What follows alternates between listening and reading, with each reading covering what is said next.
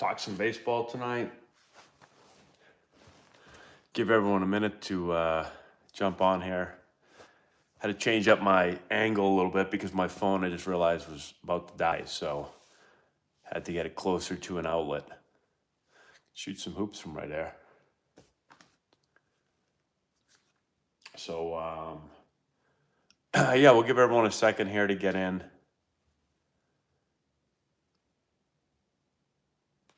There we go. Looks like some people are starting to get in now.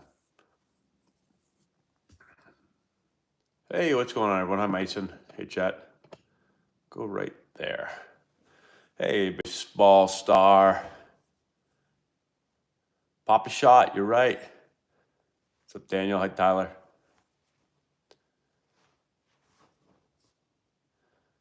What's up, Adrian? Hello, Gabe. Hey, Regan. Facility's all done. Just waiting to let them allow us to go in there. Hey, Vanessa from Wichita. Hey, James. Frosty, what's up? Phil Belichick. Tell Bill I said hello. First high school game was today. Our first high school game comes up next week. Hi, Robert. Hi, Brody. How do you get scouts to recognize you? Oh, college scouts? We'll talk about that in a minute. Save your questions for a few minutes. We'll say hello to everyone. As everyone gets in here, if you could just hit the like button, that'd be great if we can get our likes going tonight. Hey, thanks. We got the new show coming out here in a couple of days. I'll be playing it. Thanks, P. Duff. Thank you. How do you say that? Renee? Hello from Shanghai. Hi. I've never been to Shanghai. I've been to Beijing. Yeah, I feel much better. My nose is still a little congested, but it's been like 2 weeks now, so I feel a lot better.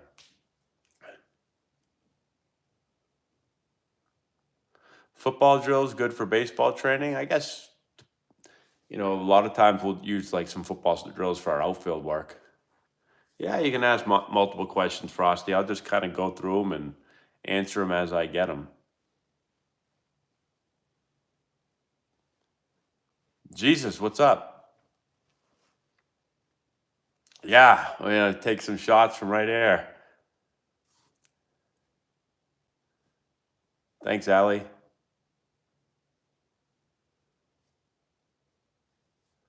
Thanks, Squirrel Jam. Hopefully she's watching. I think she might be. Laura, are you in here?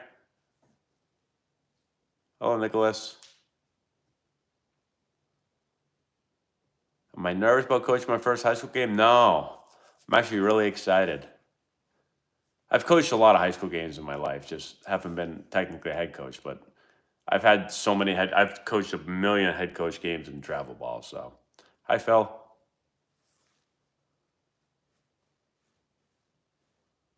Any hitting instructors in North Carolina you'd recommend? I'm trying to think of North Carolina. I don't know if I know any in North Carolina. First game is Monday, so a week from today. Hi, Aaron. Actually, I am lucky, even though I yell a lot about the show. San Diego Studios sends me a gift package every year, so I should be getting it probably tomorrow. When are you allowed to get it? April 1st. So I think I'll probably get it tomorrow or the next few days, and then usually they say don't play until the 1st, but they always send me the game.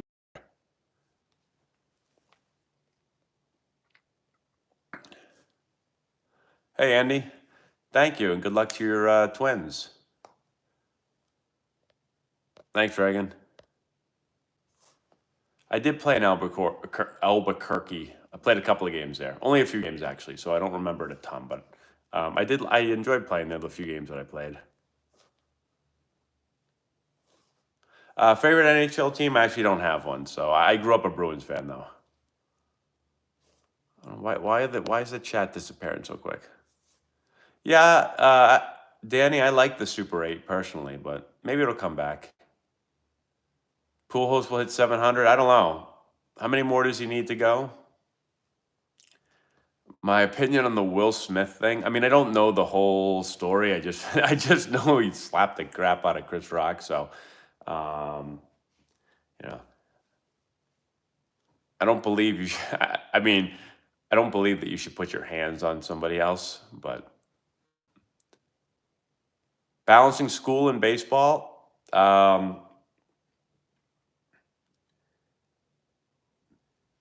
it's a good question. I guess it depends on what level you're at, but I know that I always made sure that my schoolwork was done. You just have to do a good job of time management, and um, a lot of times, like if you're in college, they usually say you get time for three things. You get time for two things. Hi, Nick Milano. You get time for two things, and you got to choose what those two things are going to be. And typically, it's got to be school and baseball. And then you get your social life too. Unfortunately, if you want to be like a high level baseball player in college, you're going to have to choose school and baseball. You can choose baseball and social life, but then you'll probably flunk out or be ineligible. And if you choose, school and social life, then you probably won't be very good at baseball. So I kind of chose baseball and baseball. I'm just kidding. But I did a little bit. Still getting MLB money. No, that stopped a long time ago. I did dorm life at Wake Forest my first year, my freshman year, and that was it. Thanks. Yeah, I like this couch. Laura bought this couch. Nice, nice big couch. You fit a, fit a lot of people on this couch.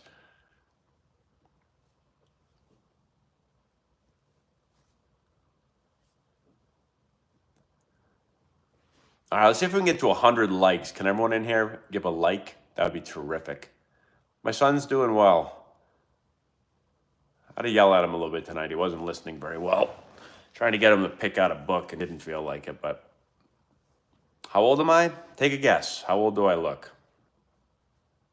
I look pretty tired right now, but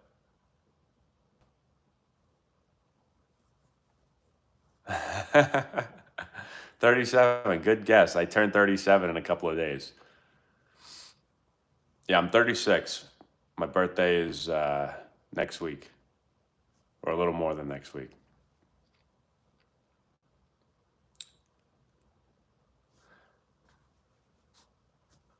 How do you stand out? Not at over 18. How do you stand out the coaches? It's 9:40 here, I think. 9:41. You stand out the coaches by well, you can stand out by having a really good skill set. That's the easiest way. So, if you're a pitcher, if you throw hard, if you're a batter and you got great bat speed, if you're a fielder and you got great fielding mechanics and strong arm and all that, like that's pretty easy to stand out. You can stand out by hustling. That's another easy way to stand out. I'd say those are probably the main ways to do it. First JV game tomorrow. Good luck, and thank you for the happy early birthdays. Yeah, Will Smith was a little bit mad last night. You know how I found out about this? Laura got a little bit mad at me. So I didn't watch the Oscars, but so I was sleeping, and at 3 in the morning, my daughter came into our room and said she wanted me to go sleep in her bed. So I got up and I went and laid in her bed, and I can't fit in her bed. Like it's not meant for someone as tall as me. So it's always difficult to sleep in there. So I just sat up for a minute and I had my phone and I put onto YouTube, and the first thing that popped up was like Will Smith punches Chris Rock in face. And I'm like, what? So I watched the video and see it, and I was like, oh my God. At first I thought it was a joke, and then I watched it more. I was like, oh my God. I'm like, this is real. So at 3 something in the morning, I ran back to my room and I was like, Laura. She was like, what? I'm like, did you see Will Smith punch Chris Rock in the face? And she was like, what are you talking about? So I tried to show her, and she yelled at me and said, go to bed. And so I didn't get to show her. But I went back into my daughter's room, and then I just started trying to like research everything about like what the hell just happened. And I ended up reading like these like the history between the two, and like I went down a rabbit hole, I guess. Graham, thank you so much for the super chat. My son's school coach pulled him aside after practice today and asked him to be more vocal leader at practice. Should he do this if it's not something he's comfortable doing? That's a great question. And so here's the thing with being a vocal leader, and I have a ton of experience. It's making it look like my head's turning red right there. Here, I have great experience being a vocal leader because I was the opposite of a vocal leader in high school. I was a captain in all three sports, and I shouldn't say that. I was a captain in hockey, captain in baseball, and I wasn't captain in football at the beginning, but then they kind of made me like a captain at the end. And I said a total of like 3 words. I never talked in high school. I never talked, and so I wasn't a vocal leader, but I would say I was always a leader by example. So I just, worked really hard, you know, went about like for hockey, if we're skating and doing sprints or doing drill work, I'm going as hard as I can every time. In football, when we're doing sprints, I'm making sure that I'm the first one to win every time. Like if we're in baseball, I'm, same thing. So like I wasn't doing anything vocally, but I was just leading by example. I think it's important to have someone like that. I don't think you have to always be vocal. I was told in college that I needed to be more vocal by my college coach, and it was just not something I was comfortable with. And it's just a personality thing. And it's funny now, I'm very vocal. So like it took me a long time to get vocal. I was quiet forever. As a little kid, I said nothing to anyone. I was scared of everybody. It's like my daughter. She kind of has my personality. So it's tough to just be like, it's easy for a coach. Like for me now, this is the good thing for me is because I have players that aren't vocal, and I know that it's not as easy just being like, hey, be more vocal, huh? Yeah, it's easy for me to say I'm super vocal now, but like when I was younger, if someone told me to be more vocal, I didn't feel comfortable doing it. It's very hard for you to just, be vocal when you're not a vocal person. So that'd be my advice. I mean, coach might not agree with me, but I would find out like, in which way can the player lead? There's more than just being a vocal leader, and then you figure out how do we need him to what's best for him to be a leader.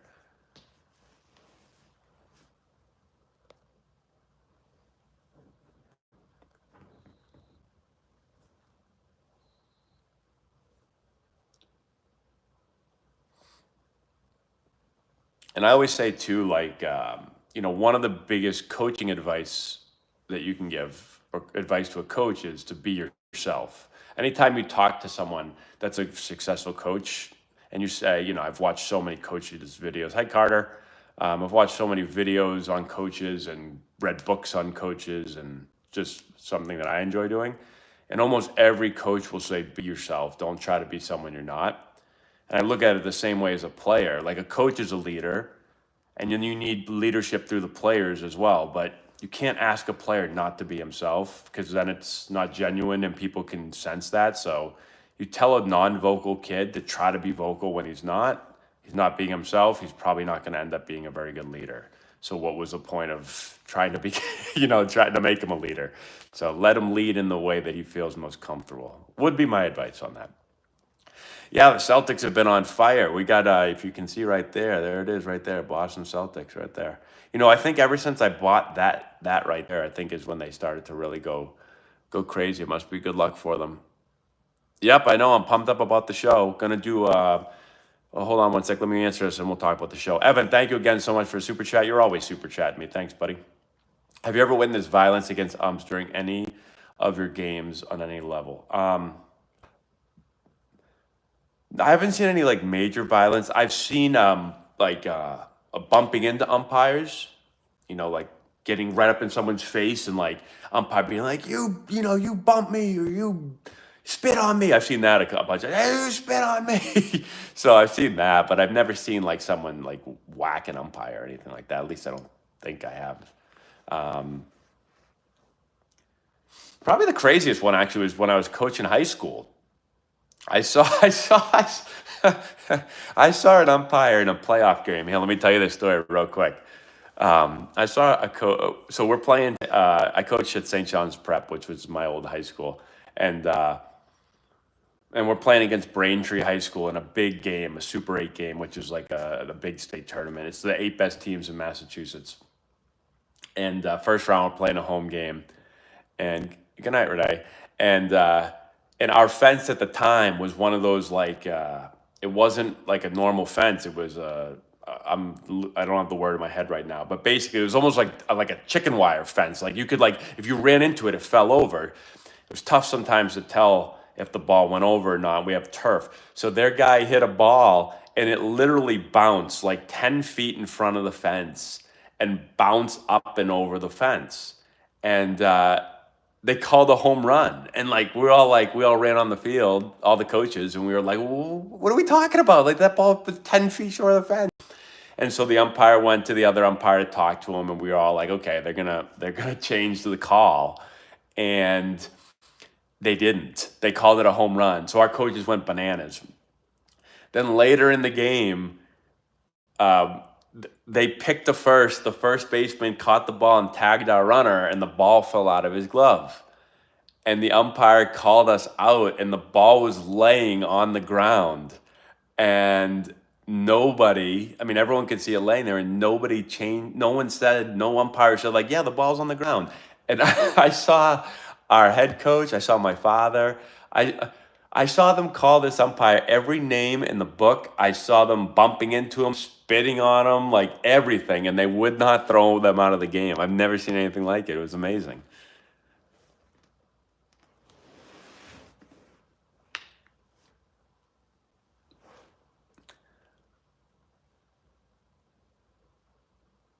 Hi, Harrison. So if you want to know about injuries, you got to watch the videos to all my videos, because I've been injured more times than almost anyone you've ever seen.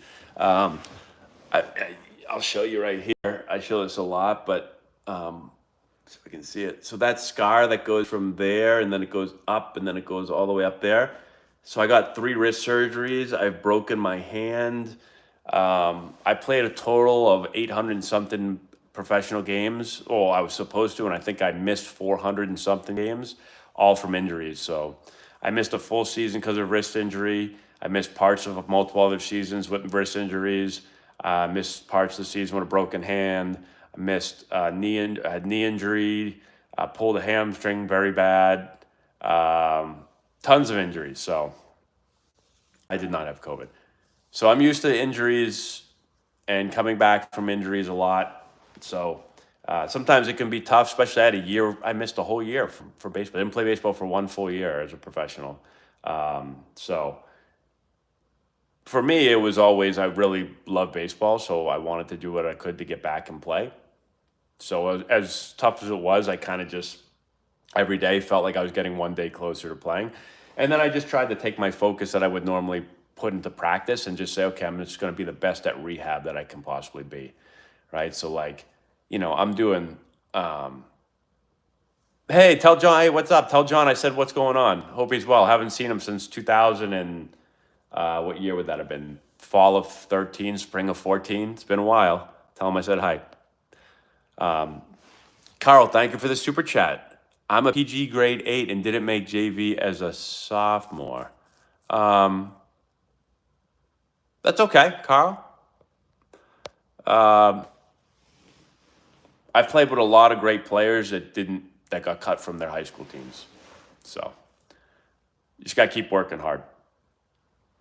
Anytime I got cut from a team or released from a team, I tried to use it as motivation. So it's not the end of the world. It might feel like it, but unfortunately, I'm a high school coach. I just had to cut a bunch of players from our program, and my message to them was, don't take this as your career's over. Take it as I don't even care if they get mad at me and say I'm an idiot and I don't know what I'm talking about. You got to keep working hard and prove the following year that that you improved and you deserve to make the team. And I was talking about putting everything I could into rehab. So like, when I broke my hand and then hurt my wrist, I couldn't even move my hand when I got out of the cast. So I had to like pick up these little pennies. my job was to like pick up a penny with these two fingers, then pick up a penny with these two fingers, then pick up a penny with these two fingers. And it was so difficult to do, but I'm just like, my goal was like, just freaking pick that penny up as good as you can pick it up, and then pick that penny up as good as you can pick it up. And that's how I sat there and did my rehab. So, hey, thank you so much. I just got a great super chat here from Baseball. Hold on a minute. Baseball. Is that all it is? Baseball? It says Baseball. Thank you so much. $20 super chat. Number one, you're the best. I really appreciate that super chat right there. When I played, did I hate the umpires? Yeah, no. I didn't hate the umpires. But I was never really friends with umpires. I could never become friends with umpires because in my mind, if I didn't swing, it was a ball. And so like I felt like I had a really good idea of the strike zone, and I used to take a pitch and be like, "That's a ball," and he'd be like, "Strike," and I'd be like, "Can't talk. We can't be friends anymore, man. I'm sorry." Like, but that's not a strike, and then like so I could never be friends with them. That'd be nice. I'd be, "Hey, what's going on, man?" But I don't want to be friends with you because you're gonna make about 12 calls today that I don't agree with. Hey, Austin, thank you so much for the super chat. There's no question there, but could everyone give this video a like? We got to get to 100 likes. We're almost there. Austin, let's see. Advice for your first year of college baseball. Yeah, just really focus in on the baseball and try to figure out like time management is huge first year of college. Trying to figure out how you're going to get everything in and where your priorities are and all that. Getting your life in order. So. Advice for coaching 10U travel balls. Yeah, so I coach 11U travel ball. Here's my thing with 11U travel ball. I think it's really important. You got to do a couple of things. This is what I tried to do. So you're trying to instill like the fundamentals of the game, teaching the players the game. Assume they know nothing because most of them don't know anything. I try to do that at every level now. I go into every level assuming they know nothing and just teach from the ground up or build from the ground up. So I think that's a big first thing. Second thing is your main job is to make sure no one wants to quit baseball when you're done coaching them. I think a lot of coaches, unfortunately, kids leave and say, "I don't want to play baseball anymore because that coach was a jerk," or "I don't want to play whatever sport it was." So like, don't be the reason someone quits the game of baseball. Now, with all that, so you're trying to instill like a love of the game, teach them the game, and make them want to play the next year. That's the goal. Keep the game fun while all at the same time. Yeah, thank you. While all at the same time, like I'm also trying to instill the way we do things. So, we're a travel ball program where you pay to play. It's not Little League where everyone can play. We have tryouts. And so it's a different level of baseball. Like, we don't just show up and just like, yay, and just like, it's not just about like everybody have fun and do whatever the hell you want, right? So there's a lot of structure to it.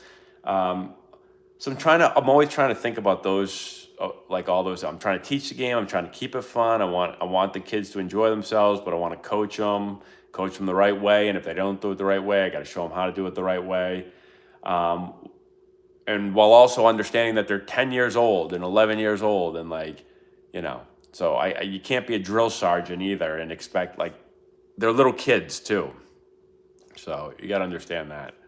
Alex, thanks so much for the super chat. Was it tough moving around the other day today? If you were hitting eighth one day, sixth. Moving around the order. Yeah. So I'll tell you this. I always like to hit in the same spot in the lineup. I like to hit. I hit leadoff most of my professional career. And I used to love every day you walk in, you look at the board, and there you are. You look at the lineup, and you're hitting leadoff. And, like, that was my spot. And so I did that for most of my career. And I can vividly remember the first time I walked into the line, I was in AAA, and I was struggling. I walked in one day, and I always would do this. I'd go in, I'd look at the lineup card, I'd look right at the top, I'd see my name in the leadoff spot. If it wasn't there, it meant I had a day off. That's how it worked. And I remember one day, randomly, I, like, went in, looked at the top, my name wasn't there. Said, okay, I got a day off. I just looked at the bench to see who else had the day off. My name wasn't on the bench. I was like, huh? Then I looked up and I saw in the 9 hole, I was hitting in the 9 hole, and I was like, what the hell? What are we doing? Actually, it was technically at that point, no, it was the 9 hole because we might have been playing an American League team. Hey, thanks, baseball. Till something like that. J Mac, oh, hey, wait, hey, thanks, buddy. I appreciate it. Hope everything is going well. That was a great super chat, by the way. Thank you. So I saw my whole name in a 9 hole. I'm like, whoa, what the hell? 9 hole? No. And like, I literally went from, I was like depressed about it. It like crushed me. I was like, I'm not a 9 hole. I mean, I was hitting like a $160, but I was like, I'm a leadoff hitter. I'm not a 9 hole hitter. And I got really mad about it. And that really pissed me off. That was the first time I noticed, because I never in my life ever hit 9 hole ever. That was the first time. I always was a leadoff hitter or a 2 hitter or a 3 hitter. And then one year when I was with the Nationals, actually in AAA, I hit everything. I hit 1, 2, 3, 4, 5, 6, 7, 8. I mean, I was like everywhere. And honestly, I thought it would affect me. Maybe I got used to it being in that 9 hole, but it actually wasn't terrible. I try not to let my approach change too much. I got a lot of advice for this. Sorry. Austin, thank you for the super chat again. What should your exit velocity be off a tee? It just depends on your age. Like we've got guys, every level is different. Like, we've got guys in our 17-year-old team that are 90 up to 100. We've got guys, the younger they are, the less it is usually. But what was I just talking about? I had some advice about hitting in lineups and stuff, and I totally forget. I should have just went right into it. Hold on. Mar15, has Laura ever yelled at you for farting? I think, Mar, you always ask the farting questions, I think. I believe that's you. Someone always is on here asking farting questions, so I appreciate the super chat, though. Oh, approach. Oh, yeah, thanks, Alex. So here's the thing. This is my opinion. This might be just my opinion. You guys might not agree with my opinion, but that's okay. So I was always a very patient hitter, right? So I'm a patient hitter my whole life. I'll tell you something crazy. In high school, I never swung at a first pitch in the history of my high school career. You might think that's crazy, but that's a true stat. Never once did I swing at not only that, never once did I swing at a first pitch in my high school career. I never swung at a 3-1 pitch. When I went 3-1, I took it every time. Every time. This is not sound hitting advice. I'm not telling you what to do. I was, a young kid. I took it every time because I said, when I got the 3-1, I said, I'm going to make the guy throw me 2 strikes. He throws me 1, 3-1. Oh, well, it's 3-2. Now he's got to throw me another one. And if he throws me a strike 3-2, I'll get a hit. And if he doesn't, I'll walk and I'll get on either way. Like, that's how I thought in my head. And so this is how I was. And then I went to college and they batted me leadoff pretty early in my career. And I had a really high on base percentage. I mean, the reason I was drafted so high was because of my on base percentage. But I remember my junior year, because I was also pretty big and strong and I hit for power my junior year, my coach put me in the 3-hole. So he hit me a third. And I remember it was a 3-1 count and we had runners in scoring position and they threw the ball off the plate and I took the walk. Ball 4. I went to first. And Tyler M., thank you so much for the super chat. Fielding drills to do at home. I have a bunch of videos on fielding drills. Literally go to our defensive playlist on our YouTube channel, which you're on right now, and you'll find a ton of drill work.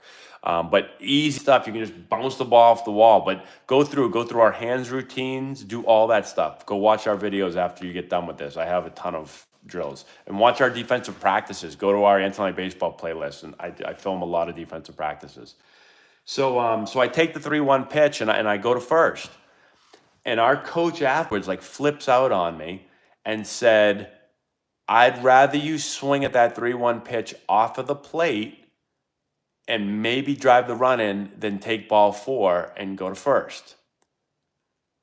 Now, I didn't say this to him, but in my head I said, I don't want to be mean, but I said, you're an idiot. First of all, I can't hit that ball. It's off the plate. Like, if I swing at that pitch, I'm out. So if they want to walk me, then walk me. I'll go to first base. And so then he called me and he told me I'm being too passive, and he said, stop taking so many pitches. The problem is I've been a leadoff hitter and hit that way for like so many years, like 10 years. It was very difficult for me to change my mentality. And so like he tried to get me to hit 3-hole when I was one hitter, and I couldn't do it. Then he put me in the 4-hole for a little bit, and it was really tough for me. I mean, I just kept doing my thing, and then finally put me back in the leadoff spot, and I walked a ton. Now, you might say maybe I was being, I don't know if you say I was uncoachable with some people. He might have said like, oh, he's uncoachable, he doesn't listen. Stuff. But like that was just the way I trained myself for so many years, and it was hard for me. I couldn't like reprogram myself that quickly to then all of a sudden change. And so what I always do is I'm looking at the players and saying, okay, what do they do best? And let's put them in a role that will let them succeed based on their skill set or their, approach or whatever. And so, I'm not going to take a guy that is a great leadoff guy and say, you're going to hit 3-hole and this is how you're going to hit, unless I have tons of time to work with him on changing that approach. I'm going to put him where he fits best. Like the old, what do they say? The round, or the square peg in a round hole or whatever. Like, I'm not going to try to do that.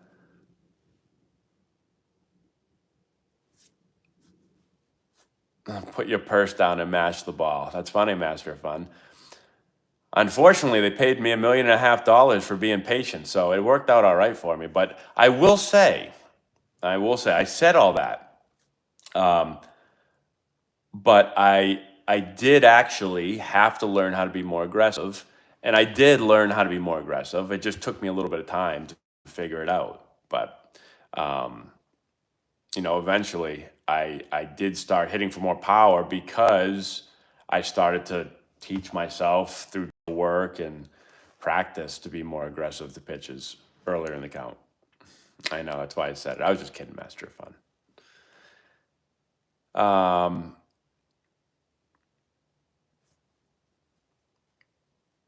And actually, if you look at Joey Votto and some of the adjustments he's made, he was being too patient, and he was actually, like, a lot of the work that he did to have kind of a bounce back year is he tried to drive the ball more. He started taking batting practice and trying to swing harder. He tried to be more aggressive, and it worked for him. What are my thoughts on Bellinger? Is he still struggling? I know this. I've been in Bellinger's shoes. Now, I was never so Bellinger had a year that was just phenomenal, right? Now, I had a year that was really, really good to the point where I was a high prospect, but he was doing it in the major leagues. But he looks lost when I've watched him. And I've totally been there, where you just feel lost and you're just searching for stuff, and people are trying to get you to change all these crazy things. And, I don't watch enough of his games to know what exactly is wrong with him. But I think there's something, changing, 15 Ks and 19 at bat. Yes, exactly. So, like, for me, like, a lot of the changes people tried to make with me were they weren't the core thing that needed to get fixed.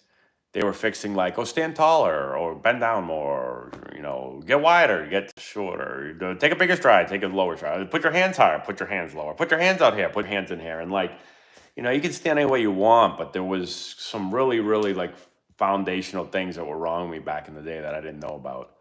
And to me, that's what it looks like when I watch him hit.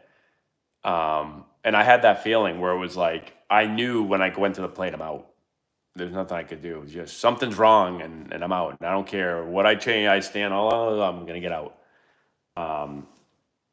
And so I feel like he's probably in that zone right now where it's like he knows something's wrong and he's trying different things. Like, I was watching one game and they were like, he's starting his bat a lot flatter now for whatever. And, like, okay, fine. I don't give where he starts his bat, like, in his stance. That's not going to help him at all. Like, and you could just see, like, they were like, oh, let's see if that works. He's starting his bat flatter. And he was like, he took 3 swings at the ball like he had no prayer. And he just boom, boom, boom, sit down.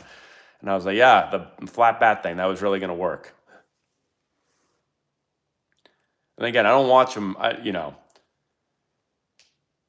It'd be interesting if I had more time. I would love to go back and really dig deep into exactly what he was doing that year that he was crushing baseballs, and then let's look at what he's doing now. And I'm not talking about like style. I'm not talking about stance or anything like that. I'm talking about, I call them core principles, but looking at like the actual core principles and what was like what has changed.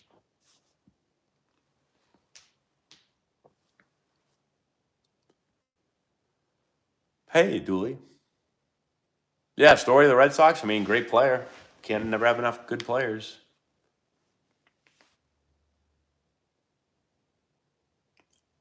Would have been the Red Sox.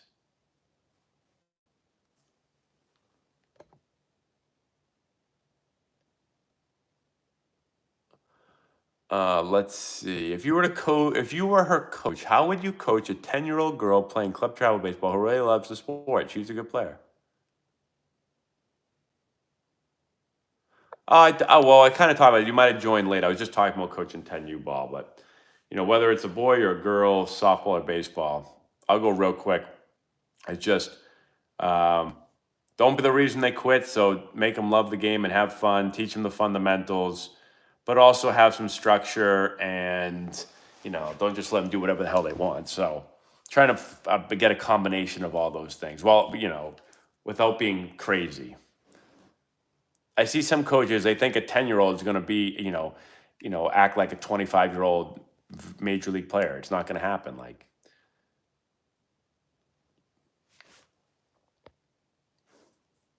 what do I think is more important in a pitcher, command or velocity? You're welcome, Ryan.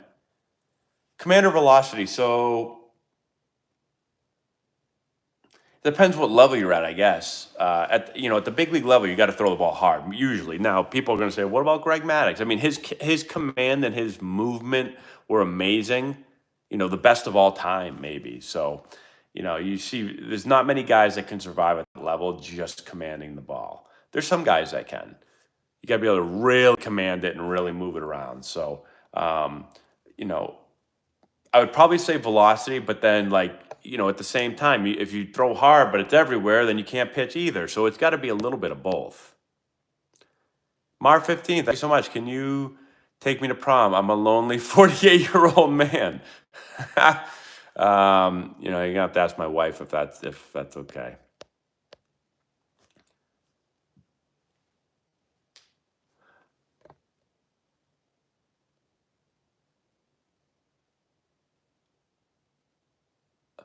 Okay, any tips on dropping the back shoulder? So I talk a lot about how dropping the back shoulder. A lot of times, hitters will lose their pullback, so their rear arm will lead, and it'll look like their back shoulder drops, and then they lose their barrel. There is such a thing though as you get ready to hit. There's some hitters that start to do this too early, and I want them to feel like they're in posture and almost like they're downhill more, like their lead shoulder is downhill. And then when they go, then it can start to work back. So you could be just, striding and doing this too early, and now you're under the ball. So that is a possibility. So maybe try, I mean, there's a total guess, I haven't seen you swing, but maybe get into a feeling where you feel chest over the plate, lead shoulder down more that way, and stay there as long as you can. And then when you finally go, then you can start to work your upper body back. That might help you. We have a super chat here from Chet. Thanks, Chet. Appreciate your super chat. You're always super chatting as well. Do you like the new rule, aka the Otani rule? Yeah. So, what exactly is the rule again with the whole universal DH? And I'll be honest, I'm working on high school rules right now, so I don't even know what any of the new rules are. But I do like the universal DH. I do like that. I've talked about that before. How um, I don't like watching pitchers hit. So that is one thing. But I know a lot of people like the DH, more strategy in the game. I understand that completely. But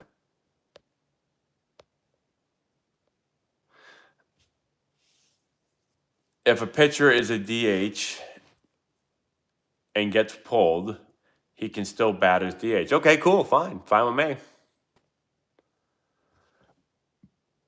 You know what I always say? This could just be me. A lot of people get upset with the rules, right? Like we'll play in some tournaments because every tournament's a little different, and sometimes when we go to different states, there's different tournaments or different rules and stuff. And like sometimes we'll go places and people, coach will be like, "What? Like that's a stupid rule. Why are we playing with that rule?" Like again, this might just be my personality. I always say I don't care what the rules are.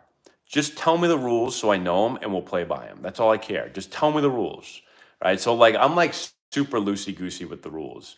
Once you say the rules, then we've got to follow those rules. But like, I'm not going to argue. A lot of times I'll go to home plate and we'll talk about rules. This happens a lot, especially at lower levels. We'll go to the home plate and we'll talk about something. Whether it's like an 11U game, are we going to call box? Are we not going to call box? Are we going to give a one warning? Are we not going to give a warning? And it's like, sometimes the other coach would be like, what are the rules? And, I'm always, I don't care what the rules are. All I want to do is agree on them, and so that we know the rules, right? So sometimes I'll be like, well, let's do, do you want to do, give the guys a warning? These guys have never, pitched from the stretch before. We'll give a warning. And a lot of people are like, yep, absolutely. And I've had sometimes umpires will say something, and one coach is like, we're not doing that. No, we're doing no warnings. If they balk, they balk. Make the call. Okay, fine, cool.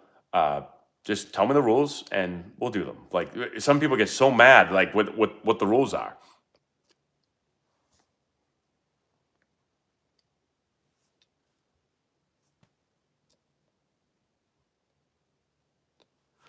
Any tips on how to improve my throw? Yeah, I'd have to watch you throw, but I mean, yeah, it's a really hard question. I mean, throwing errors aren't always because of the arm. Now, sometimes it can be the way your body works and the way your arm works, but sometimes it's the way your feet work. If your feet don't line up, then it's tough to repeat your arm action. If your body's not in a good position to throw, it's hard to be accurate. Who is the hardest pitcher for you to hit off of? So I struggled a lot against Daniel Bard. I've talked a lot in the past about guys that I struggled against. I struggled against Daniel Bard a lot. I struggled. I don't want to say I struggled against Tim Lincecum a lot because I didn't face him enough, but he was very good. But Daniel Bard was a huge struggle for me. He was probably the worst I ever hit. And then, you know who was a huge struggle for me? I'm having a mental block right now. Submarine guy. Oh my Lord. Sorry guys, it's late. Darren O'Day. Darren O'Day, big time struggle for me. Like Darren O'Day might have been a worse struggle for me than Daniel Bard. How do you handle cutting players? So, my goal is always to try to keep as many players as we can keep, but you can't keep everybody. So I'm just honest with the players. That's it. I'm just honest. Cutting players is never fun. Telling a player they can't play on your team or can't play baseball for you is never fun. I always go into it,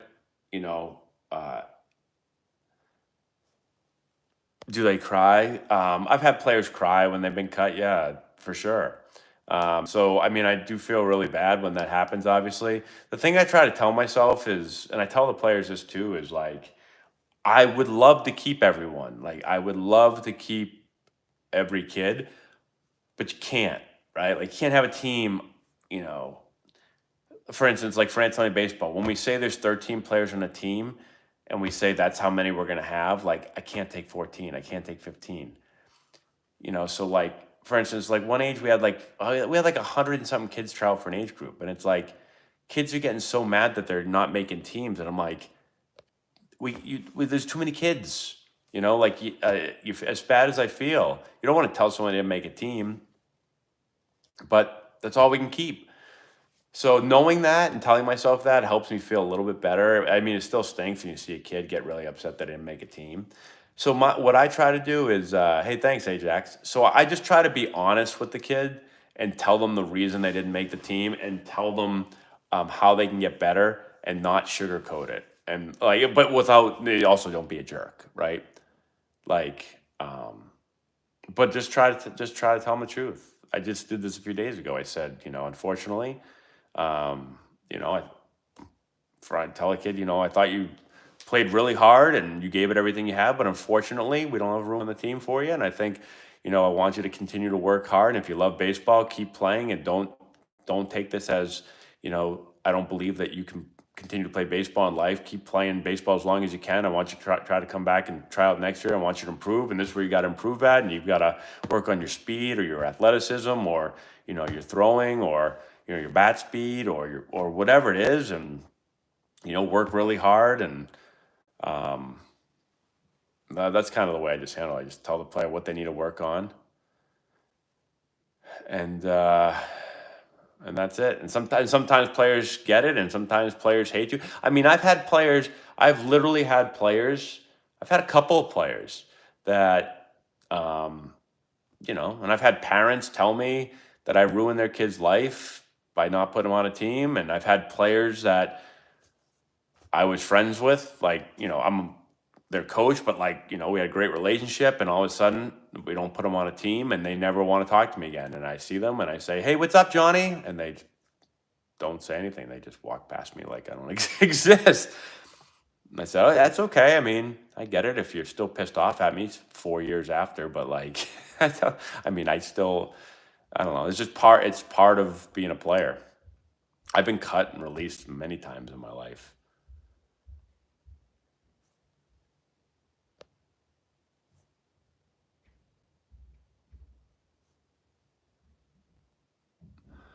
I am new here and I just watch all your videos. So quick question, I'm 21. I haven't played since 07 or 17, but I'm 6'4". First semester college, am I still able to get drafted until 90?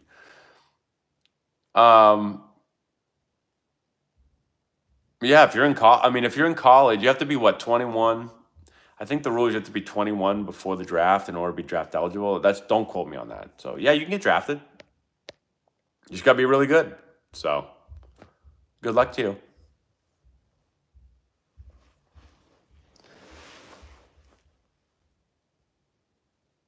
Did I ever have to break a fight up between players?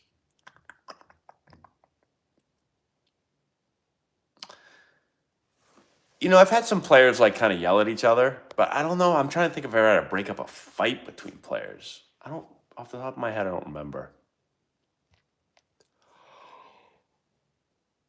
Oh boy, what are good blocking drills for catchers? Ooh, there's a lot of good blocking drills.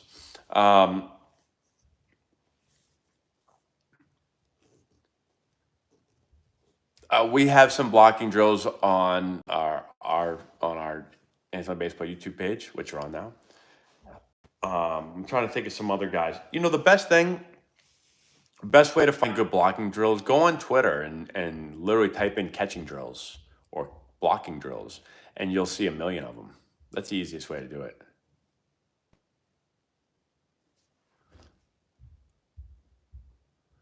I'm not slowing down. I'm going 100 miles an hour. I am really tired, though. I didn't get any sleep last night. I think you might not have been here when I said it. My daughter came in my room at 3 a.m., woke me up, and then I watched Will Smith smack Chris Rock 4,000 times while I tried to figure out what the hell happened.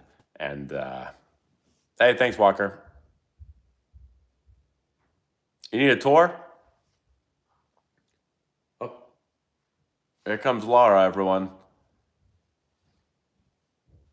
She doesn't know that the camera's pointed this way. She might actually be seen on camera for the first time ever.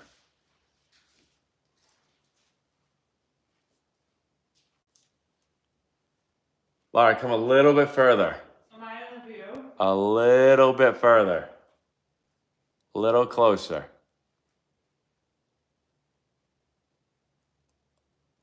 Keep going. Oh, she's hiding. I'm just kidding. You can come around the corner. You're not on camera. Just you can't come. If you come near the sofa, you're going to get on camera. But if you're not near the sofa, you're fine.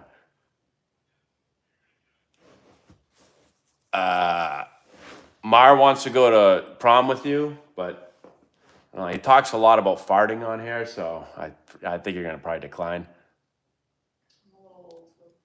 Should we have let's have a shootout, me versus Laura right there.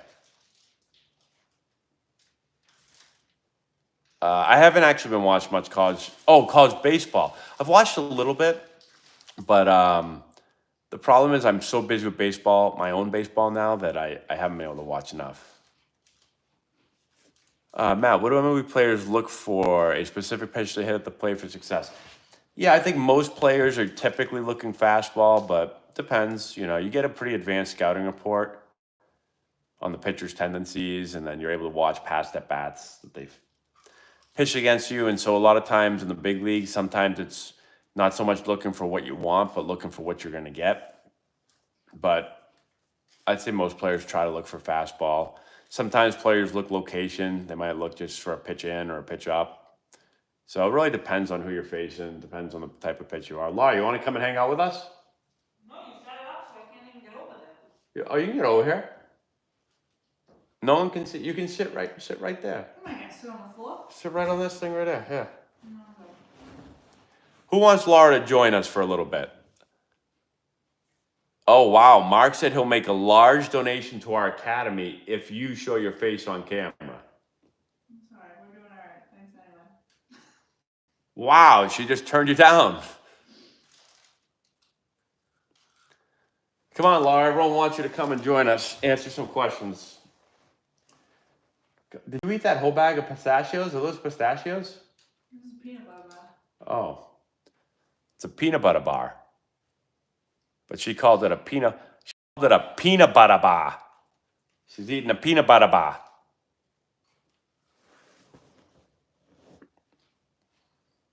Love those peanut butter bars.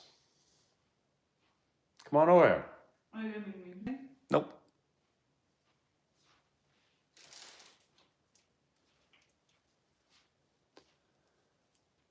All right. Well, we got 138 likes, everyone. Let's see if we can get some more likes. We got 121 people in here tonight. We got a good amount of people in here hanging out tonight. Who brought this blanket down here? I don't know. Laura does have a big accent, bigger accent than I have. Oh, look at that! She even threw me a blankie. Advice on how to keep your head level while swinging.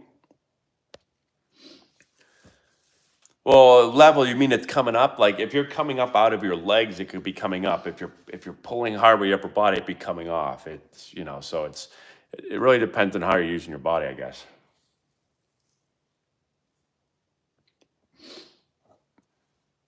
Yeah, Clay, ask him about his peanut butter bar. Say, you like peanut butter bars? He's gonna say, a peanut butter bar? Laura just looked at me like, real funny.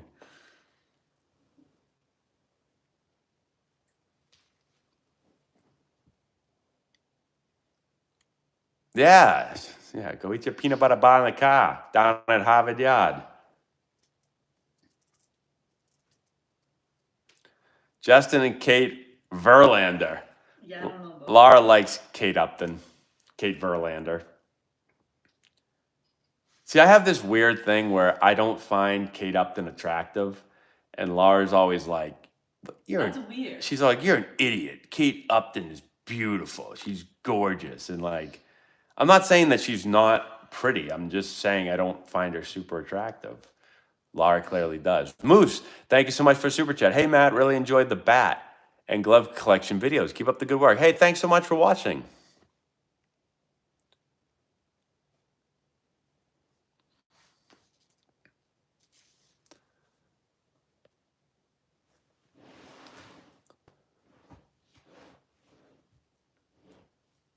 Peanut butter bar.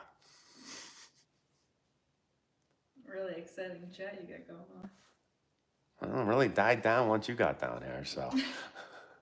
You told me to come over here. Yeah, bigger bases, pitch clock, banning the shift and whatnot. Again, like, I talked about this earlier. Just tell me the rules and I'll play by them. But, like, I don't know. The shift, I don't have a problem with it. Pitch clock, not going to have a problem with it. The game does move slow sometimes. I do hate when you get, like, time by the batter, and then the pitcher gets mad that he called time, so the pitcher sits there all day, and then the pitcher steps off, and it just takes forever. So Can you do a jersey collection? Well, I do have 3 jerseys right there. 1, 2, 3. I have other jerseys upstairs, but those are my 3 main jerseys back there. Gore's here. I'm on Mackenzie Gore. Sorry, I missed the beginning, Brian. Alright, I'm going upstairs. You tore your left butt cheek. How to not do that again? I don't know. Somebody left a pile of clothes in my room. Oh, yeah, I forgot. You were sitting next to them. Anyone got a good question for Laura to answer?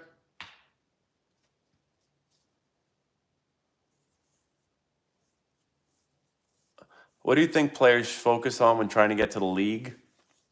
You know, when I was trying to get to the major leagues, I never really thought about the major leagues, just tried to be the best player I could be at that league I was at. So, like, whatever the league called for, that's how well I just tried to do well at that.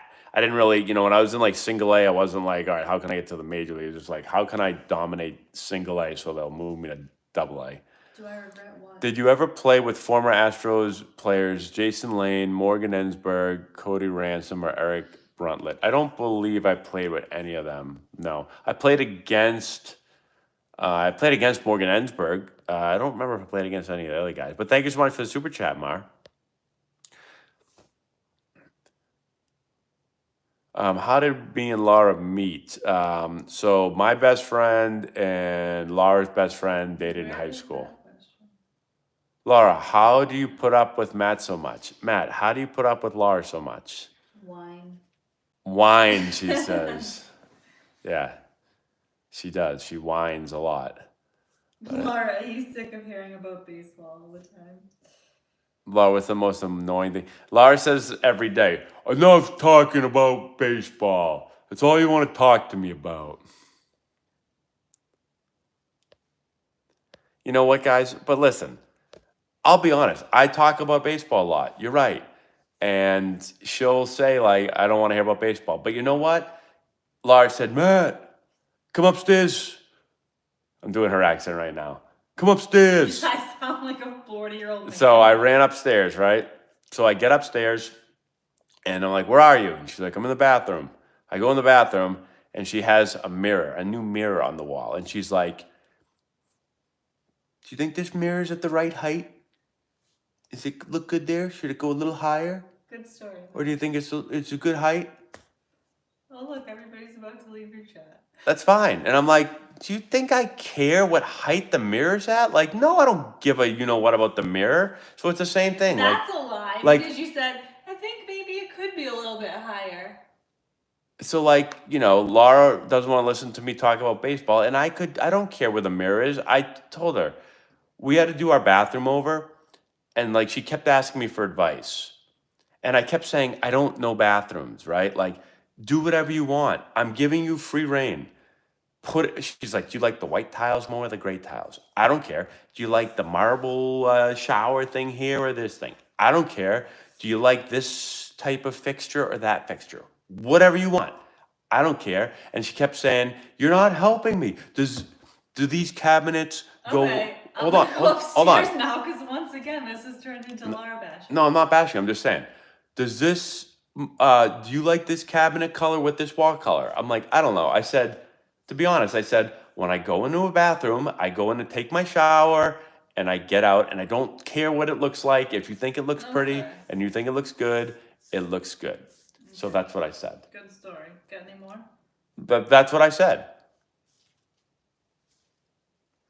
And I said, it's just like, I wouldn't ask Laura, I wouldn't come home and be like, hey, men on first and second, 1 out with the 3-hole hitter up. You're down 2-1. You know, are you bunting here? Are you going to hit and run? Are you going to what? Like, I wouldn't ask her that because she... No, you'll just come home and tell me a story about a bunch of 16 and 17-year-olds that I've never met That's in my right. life. That's right. Shout out to the Toledo Mudhens. Has Laura ever made you mad with a fart? Here we go, Mars talking about farts again every time. Mom, I'm going to put you in timeout. Well, he keeps donating $2. I mean, hey, if he wants to pay $2 to ask about farts, then ask away. What is Laura's best meal? Laura's best meal actually is banana bread. She makes a terrific banana bread, but I don't know if you can screw banana bread up. But I came home a few weeks ago, and she had made, which reminds me we should have this for dinner tomorrow. She made a chicken teriyaki bowl. It was brown rice, chicken, homemade teriyaki sauce with broccoli, and it was amazing. It was fantastic. And um, not to be mean, I don't want to be mean, but usually when she says like, "Oh, I tried a new meal," inside I'm like, "Oh no." Oh no. So usually I'm like no. eating it. Oh. Yeah, I'm eating it and like I'll just eat it. And if we had just met, I'd be like, yeah, this is delicious. No, you never. This were this you is would this do is that. great. But like I'm gonna take a bite and I'm just like, no, Laura, this is terrible. It's horrible. And I'm like, I'm not being mean. I appreciate the effort. I tell her I appreciate the effort. But you usually say, "I appreciate you doing this, but please don't ever make do it again. That's what I say. I say that every time. I go, I appreciate you making this. I really do. Don't ever make it again. And she gets mad. And I say, I'm just being honest because I don't want you to make it again and put all the effort in and me to not eat it. So I'm telling you, thank you so much for the effort. I appreciate you making it. Never do it again, please. Thank you. And then she knows never to make it again. Honesty is the best policy. But this chicken teriyaki, I came home and I was like, oh no, like another meal. And I ate the first bite and I was like, this is the best thing I've ever had. I did. I was like, this is the best thing you ever made. I'm like, this is fantastic. And now I ask her to make it all the time for me. It's really good.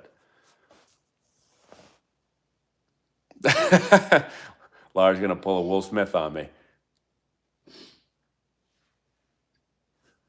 How do I get rid of the yips? I can't throw short distance, but can throw down the second normally. Yeah, the yips are tough. I've never had the yips before. I've had players have the yips before. I've told this story. I had a catcher in college that closed his eyes when he threw the ball back to home or back to the pitcher from home plate, and he said that was the only way he could get it back to him. I've never heard that before, so um, the yips are a tough thing, man. I don't know. I'm not sure exactly. Well, I haven't been roasting Laura at You all. haven't stopped roasting me since you told me to come sit with you. No, I haven't at all. The new Brian, the new facility is complete, but we have not gotten occupancy yet. So what happened was there was a wall. It's a long story, but there's a wall that was in the building that apparently was not up to code. So they had to rebuild that wall. So the facility is done, but now they're rebuilding the wall. What chores do I handle? None. I knew she was going to say none. Matt will unload the dishwasher once a month and want a medal. So just so you guys know, and gals, today No. Today You unloaded a dishwasher. I unloaded the For the dishwasher. first time in 2022. No, it's not true. Yes. It's not true. I unloaded the dishwasher. I loaded the dishwasher with everything in the sink. I washed every pot and pan in the whole entire kitchen. That's what I did today for chores. Laura does all the laundry. Now, I will say she would never let me do the laundry because she would think I'd screw it all up, which I would, but Laura does all the laundry.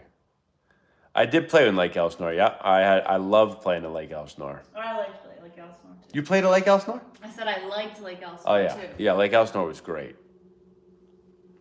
Laura and I really liked Lake Elsinore a lot. We had a great host family there, and I wasn't there a long time, though. We were only there for April, May, and a little bit of June. No, you were there June. You left the beginning of July, right? I don't remember. When was the All-Star break?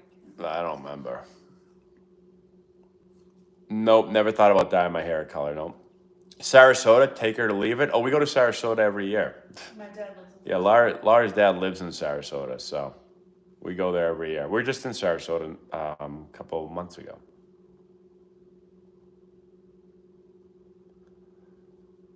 Yeah, the Shohei Ohtani rule, I'm fine with it, Chris. Best vacation was Italy for us. That's been my favorite vacation so far. Longest spring training bus ride in the Grapefruit League was probably to That's probably 3 hours, but I don't remember where we went, but it's probably about 3 hours. RC from the NYC. Hey, thanks, RC. You're the best. What's up, Matt? Hey, Laura. What's up, Chad? Hope everyone is well. What is your opinion on the league sneaking in the ghost for our next rain roller season? I know. I thought we were gone. I thought that rule was gone, RC, and then all of a sudden it was like, no, we're gonna do it. I mean, I heard it was gone. So I don't know. Again, I do a lot of travel ball, RC, so we always have a runner start on days. Sometimes we have multiple runners. So I'm used to it, but it's not big league baseball. So again, if someone if they say that's the rule and I'm playing, I'm like, okay, that's real cool, and I don't get all mad about it, but it's whatever.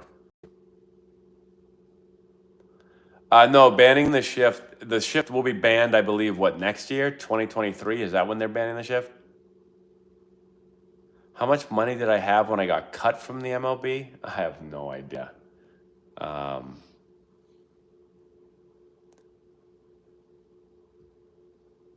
not sure. You can probably go up and you can probably look up my career earnings, but I have no idea how much I had at that point. Was Maddox's routine anything special? Greg Maddox's routine, like the way he got ready to play?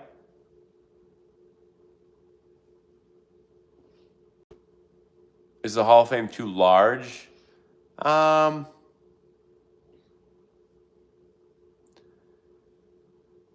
I don't know. There's probably some guys in there that. I mean, the more years we go, the bigger it's going to get. So, I mean, I don't know. Sometimes there's a player or two that get in. I'm like, I don't know. He's probably not a Hall of Famer, but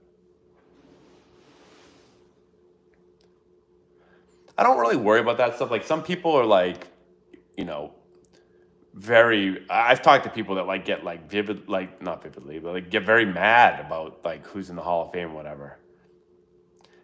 The Hall of Fame stuff never really bothered me much. I don't pay a whole lot of attention to it. All right, I'm going upstairs. All right, sounds good.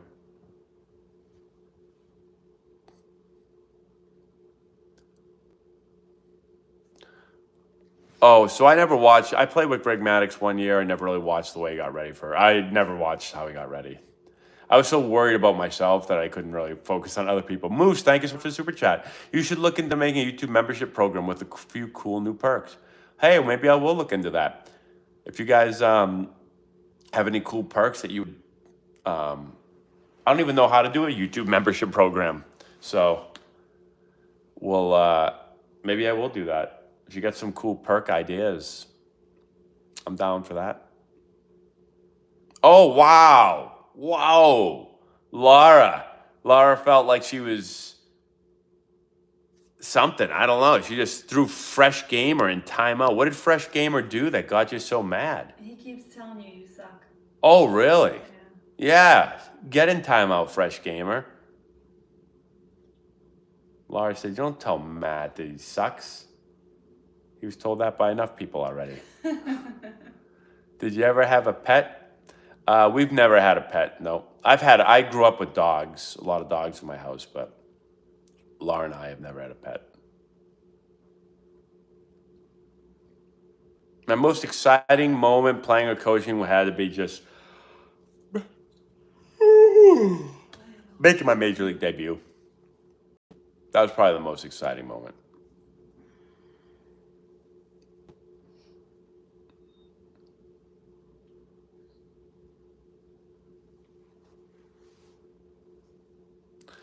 Minor league salary versus YouTube salary video? Oh, I make more on YouTube than I did in the minors. 50-50 season? Maybe. How many tournaments are in high school baseball? We don't play tournaments during the high school season, but we play in travel ball, so we play 6 to 7 tournaments. How are my fungo skills? I'm the best fungo man ever. I'll challenge anyone to a game of fungo golf.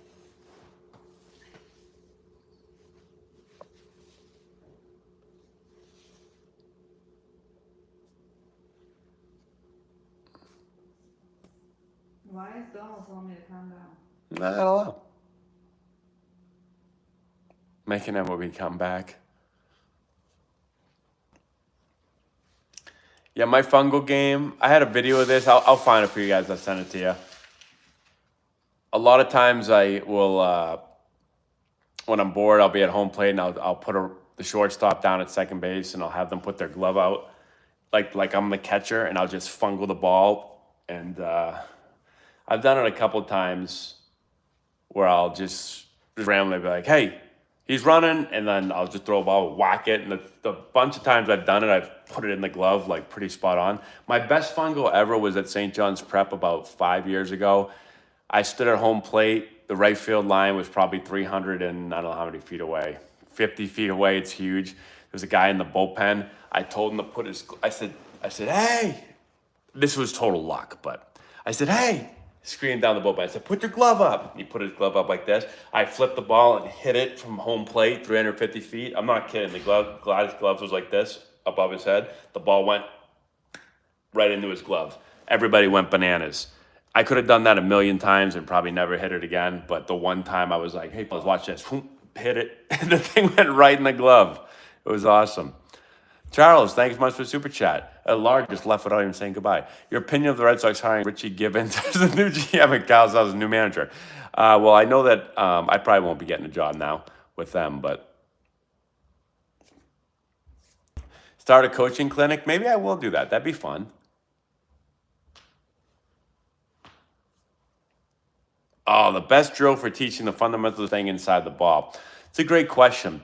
You know, the tough part about it, so we do a lot of, if you look online for my coil drills is kind of a staple drill for us.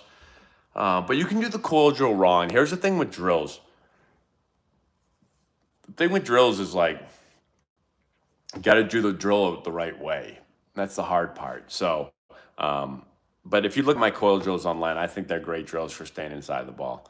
What's my most valued baseball card? So, my most valuable card I own is a LeBron James rookie card, a Gentleman 10 tops. It actually was worth a lot more at one point. Now it's still worth a decent amount, but that's probably my most valuable card.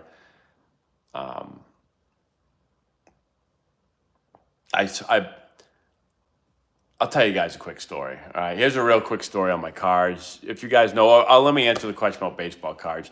My most valuable baseball card right now is probably, I don't know. I got a Miguel Cabrera rookie that's worth a good amount. My Clayton Kershaw rookie was worth a good amount. My Mookie Betts rookie was worth a good amount, but they've all come down. Most cards come down from a year or so ago. But I'll tell you my one card story real quick. And I've told you guys this before. So I got into cards a couple years ago, and I remember vividly it was November. We just were about to leave for Florida, so it was like November 15th. And I decided one night to buy on eBay a Kobe Bryant and a LeBron James rookie. I bought the Kobe Bryant rookie for $2,900 and the LeBron James rookie for $3,500. And I put them on my credit card, and I was just gonna pay them. I was easy on eBay. I just pressed it, put it on the credit card. So Laura, all of a sudden, right? I buy the cards, and like 3 minutes later, maybe 2 minutes later, I hear Laura scream from downstairs. "What did you just buy?" So I don't know how she found out so fast. And I was like, "Don't worry about it." And she's like, "You just spent $6,000. A little over. I said, "I just bought a LeBron James and a Kobe rookie." I said, "I'm going to sell both of them in 3 months and triple my money or something." I was like, "Just be quiet and I'll buy you something in 3 months. I'll buy you a Louis Vuitton pocketbook or something." So 3 months later, this is a true story. 3 months later, my 2,900 Kobe was worth $12,000, and I sold it. It was a high at 12,000. I think I ended up selling it for just under 11,000, I think. And my LeBron that I bought for 3,500 was worth like 15,000, but I didn't sell the LeBron. I held it, and I still have the LeBron. The last time I checked, it was only worth like 5 or 6,000, so it dropped a lot. But I don't care. I have 3 LeBron Gem and 10 rookies. I'm gonna keep them all. I'm gonna keep them all for. I mean, I don't care keeping LeBron for a long time because he's gonna end up breaking every record, and so it's fine. But the Kobe actually hasn't really gone back up. But so now anytime she yells at me for buying a card, I said I bought a $2,900 card and sold it for like $11,000 3 months later, and I told you I was going to do it. So shush, don't bother me.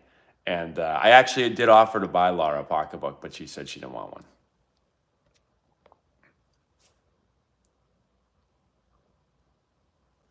Not how normal people react to the Spider-Man story. They're disturbed by it.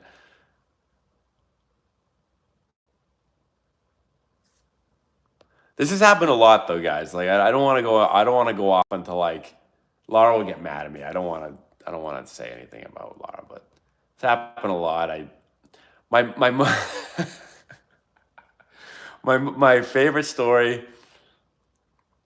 I'm sorry if Laura's boss is watching this, but so I like investing. I own a lot of stocks, and my biggest stock holdings are Apple's my biggest by far, and then Tesla's my second biggest.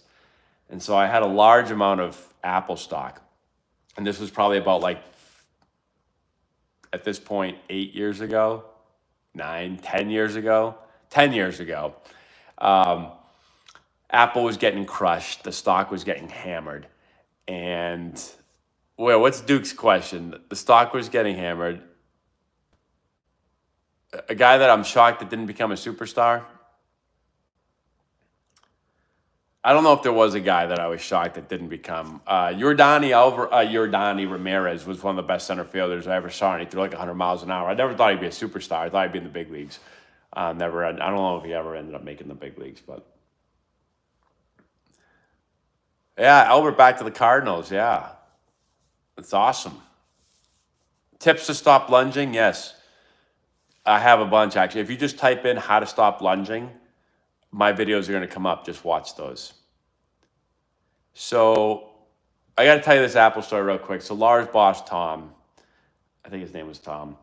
Laura called me and said the Apple was going down, and she was like, "Sell your Apple." She's like, "You're gonna lose all your money.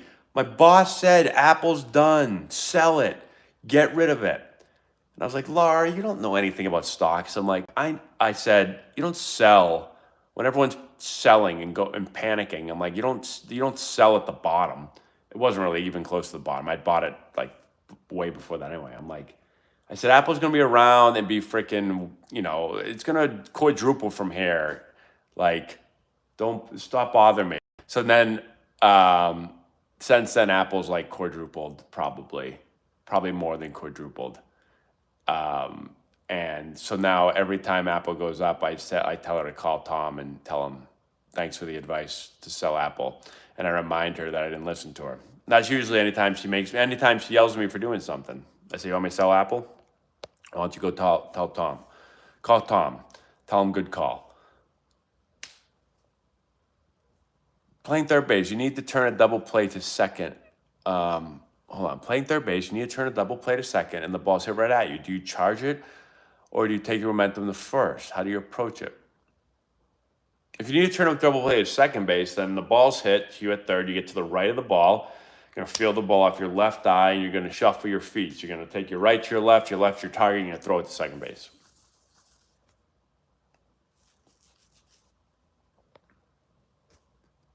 Hey, I got a question for you guys. Here's a question. What do you think if you were a coach of a team that did something that you thought was very improper, right? Something very bad, like they said, like stealing Joe Boo's rum. That's very bad. What would be your form of punishment? So how would you punish your team? If you're a coach and you want to punish your team, what would you do? I played second base in the major leagues. All right, so laps, conditioning, sprints, make them run. Suicides, running, push-ups, run, bleachers. run, crabs, stairs, bench, cancel the season. Make them run 10 laps, bunt, laps and bear crawls, take away batting practice, waterboarding, fine them.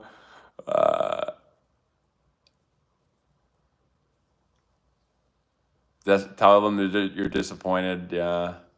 Take away BP. Lunges around the whole field. 1,000-word apology. Planks. Depends on the age. High school age. Spider-Man. Boy. Make them sit through a talk on why they did what is wrong and write about it for an assignment. Schoolwork. Take the names off the jerseys. Their names aren't on the jerseys anyway. 5-mile run, suicides. Hi, Cameron. So it's walk on Lego. How bad is that? Any parents here ever stepped on a damn Lego? Oh man, yeah, that's like the worst pain ever. How many times have I walked into my kid's room or walked someplace and stepped on it in the middle of the night? God, Legos hurt.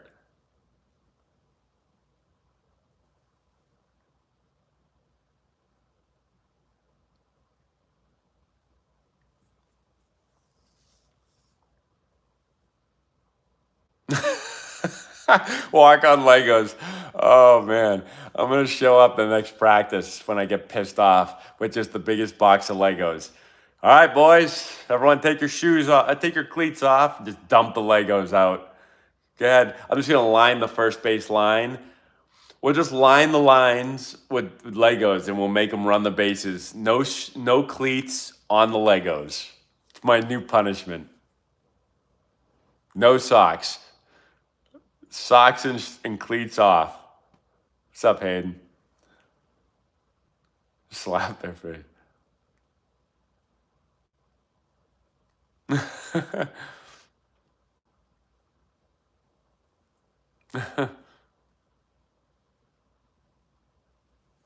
Throw at them in BP. Oh, boy. A Happy Gilmore batting cage. How do you tolerate 11-year kids crying? I said, I pull my A League of Their Own, Jimmy Dugan. My dad actually did that once. I vividly remember that. What was his name?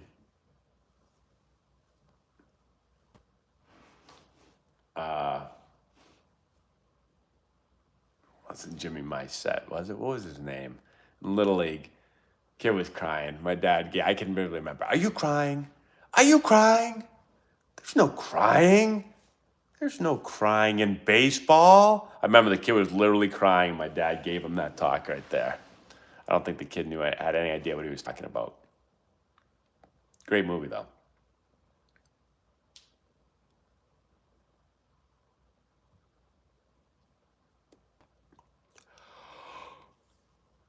Oh boy. I gotta go to bed, everyone.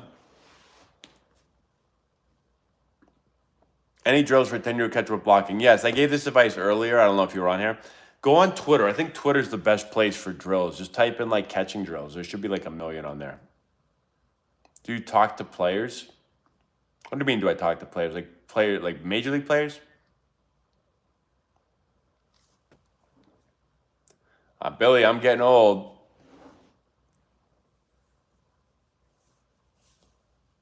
Good night, chat. How do you have a better approach at the plate? Well, I think you have to understand, like, you have to have a game plan, understand what you're trying to do. And it's based on your strengths and weaknesses, pitcher strengths and weaknesses, game situations. So a lot goes into it, but it's really thinking the game and having an approach. A lot of players go to the plate without any approach. Who is the most famous major leaguer I played against? Greg Maddux, Ken Griffey Jr., Mike Trout, Albert Pujols. Manny Ramirez.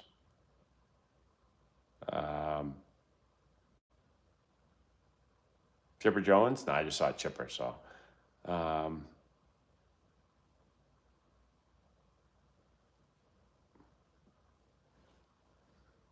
do not step on the foul lines now. I have played in Stockton, California. Hit a home run on Stockton's field in that short porch in right field. Loved it. Thought I flew out and it went into that little, whatever that thing's called. Never played on Turner Field, no. Yeah, I wanted to be a pro pitcher. Yeah, I would love to do that. Who's the biggest jerk in the MLB? I'm not sure. I mean, I saw Greg Maddux do a lot of kind of jerk things, but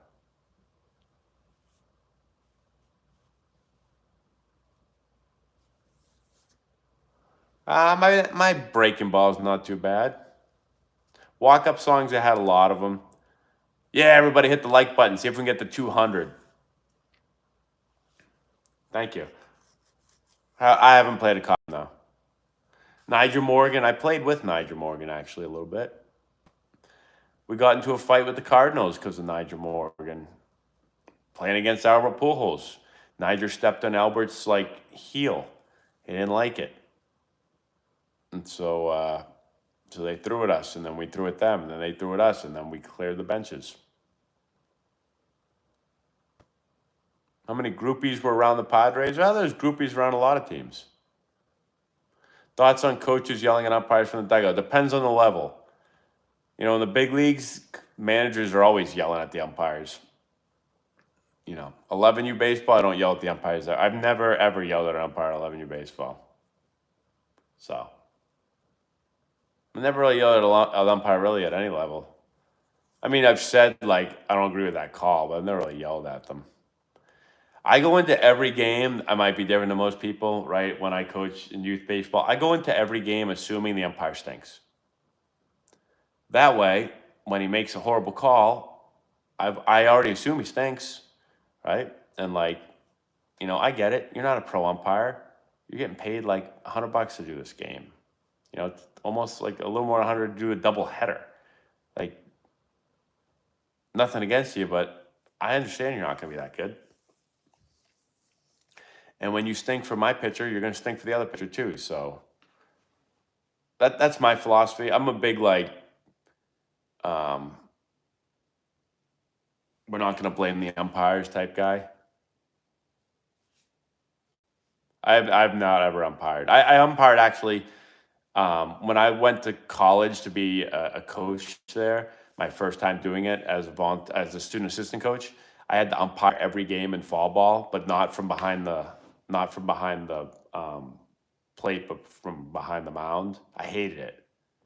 Coach used to yell at me all the time if I missed calls. I wanted to be like, dude, I'm not an umpire. I'm a coach. I just got done playing. I'm not getting paid for this shit. Sorry. I'm not getting paid for this. I've never played softball, no. Favorite age to coach? I like coaching all ages, but I enjoyed the 11s last year. But it's every age. What's your most views on YouTube? I've got a couple videos I think that have getting close to 1 million views. Will Vlad Jr. be a Hall of Famer?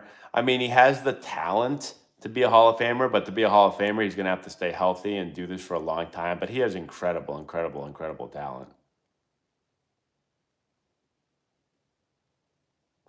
What was your motivation before college with a few years out? I'm not sure exactly I understand your question. Why did I start YouTube? I started YouTube just to make instructional videos for players. Literally, I was still playing. I was just I'm making instructional videos. Talk about different things I've learned playing. That's how it started. Barry Bonds should be in the Hall of Fame, yeah.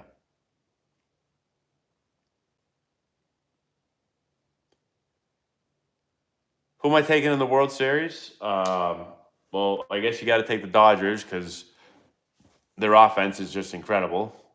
And in the AL,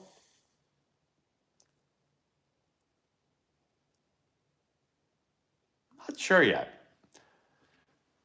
I'll make a video on this. Just give me another give me another week or so, and let me make another video. I want to get closer to the season. I want the rosters to kind of be finalized. Yeah, Pete Rose, sure, put him in the Hall of Fame. I'm going LA over the Braves. White Sox definitely have a shot.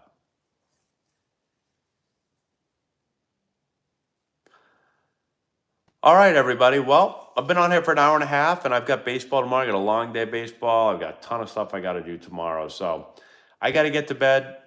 But thank you, everyone, for hanging out tonight. I appreciate it. It was a lot of fun. Hopefully, I answered all your questions. I'll try to do this again next week at some point. Got a busy week of baseball. We got practice tomorrow, long practice, anti-baseball and high school. We got a scrimmage on Wednesday against a great high school. So that'll be really exciting. Got another scrimmage on Thursday. So a lot of baseball this week. I'll keep you guys up to date with how things go. We got the 200 likes. All right. Thanks, everyone. I'm going to go see what Lara's doing now, hang out with her for a little bit, and then I'm going to go to bed, get up, and I'm pumped up about tomorrow in baseball. So got to get some Legos so we can lay them on the field and make everyone run on them. Thanks, everyone. Have a great night.